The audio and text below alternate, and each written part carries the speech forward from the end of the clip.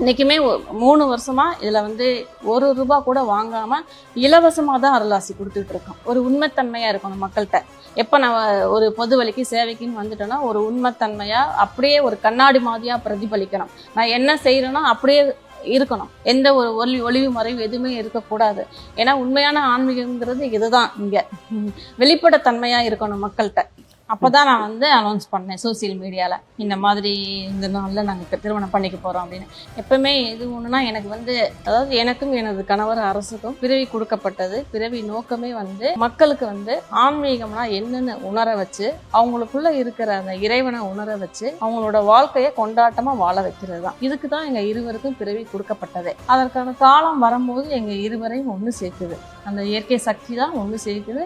ஒன்று சேர்த்து என்னோட கணவருக்கு இந்த ஞானத்தை கொடுத்து, அவங்க தீட்சை கொடுத்து பக்தர்களை, அந்த சீடர்களை வழி நடத்துகிறாங்க. அவங்களுக்குள்ள இருக்கிற இறைத்தன்மையை உணர வைக்கிறாங்க. எல்லாரையும் குடும்பத்தோட கொண்டாட்டமாக வாழ வைக்கிறாங்க. அந்த 2 பேரில் முதல்ல அவங்க உணர்ந்துட்டாங்க, உணர்த்திருச்சு அந்த இயற்கை சக்தி அவங்க யாருன்னு. நான் அப்போ உணரலை. நான் வந்து ஒரு ஹவுஸ் ஒய்ஃபாக தான் இருக்கேன். என்னோட கணவர் தான் இந்த ஆன்மீகத்தை போதிச்சுட்டு இருக்காங்க. அப்போ நானும் அதை உணரணும். அந்த அப்பாற்பட்ட சக்தியாக இருக்கேன். நீயும் ஒரு சாதாரண பெண் இல்லை, ஒரு சாதாரண வாழ்க்கை வாழ வந்தவ இல்லை, நீயும் அதுவாக தான் இருக்க அப்படின்னு என்னைய உணர வைப்பதற்காக என் கணவரோட உடல் வந்து 2019 ஹார்ட் அட்டாக்கால உடல் விடப்படுது. அந்த விட்ட அந்த செகண்ட்ல தான் எனக்குள்ள, என்னோட கணவர் வந்து ஒரு சாதாரண மனிதன் கிடையாது. அதனால அவங்களுக்கு வந்து இறப்பு கிடையாது. அவங்களோட உடலுக்கு மட்டும்தான் இறப்பு. அந்த இறந்த கணத்திலேயே எனக்குள்ள சூட்சுமமாக செயல்பட்டு நான் யாரு அப்படிங்கிறத எனக்கும் உணர்த்திட்டாங்க. நம்ம 2 பேரும் வந்து ஒரு சாதாரண பிறவி கிடையாது.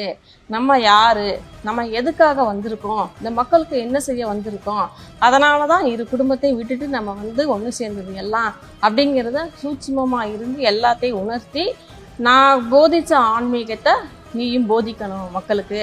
உன்னை தேடி வர மக்களுக்கு அவங்களுக்குள்ள இருக்கிற இறைத்தன்மையை உணர வச்சு கொண்டாட்டமாக வாழ வைக்கணும். இதுக்காக முழுவதுமாக உன்னை அர்ப்பணிக்கணும். எந்த சுயநலமும் இருக்கக்கூடாது. நான் என்ன பண்ணனா உனக்குள்ளே இருந்து சூட்சுமமாக இருந்து உன்னை வழி நடத்தி பாதுகாத்து கொண்டு போவேன். நீ இதை மட்டும் செஞ்சுட்டே வந்தால் போதும். நீ யாரு, என்னவா இருக்க அப்படிங்கிறத நீ வாய் வார்த்தையால் சொல்ல வேண்டாம். நீ உன்னோட வேலையை, உன்னோட ஆன்மீகத்தை போதிச்சுட்டே வா. அதற்கான காலம் வரும்போது காலமே உன்னை வந்து பறைசாற்றும். அப்படிதான் என்னை வழி நடத்திட்டு வந்தாங்க சூட்சமாக. அதே தான் என் கணவர் என்ன ஆன்மீகம் போதிச்சாங்களோ அதே தான் நான் யூடியூப்ல நான் அந்த சத்தியத்தை போதிச்சு என்கிட்ட வர பக்தர்களுக்கு அவங்களுக்கு ஞானத்தை வழங்கி அவங்களுக்குள்ள இந்த இறைத்தன்மையை உணர வச்சு முக்தியை கொடுத்து கொண்டாட்டமாக வாழ வச்சுக்கிட்டு இருந்தேன். இதே வரும்போது ஒரு 3 வருஷம் முன்னாடி நீங்களே பார்த்துருக்கலாம், அந்த என்னை வந்து யாருன்னு என்னை வெளிப்படுத்தக்கூடிய காலம் வந்துருச்சு. அந்த காலம் வரும்போது நான் யாரு அப்படின்னு வெளிப்படுத்தணும். அதனால என்னுடைய பக்தர்களுக்கு முன்னாடி தான் அந்த நிகழ்வு நடந்தது.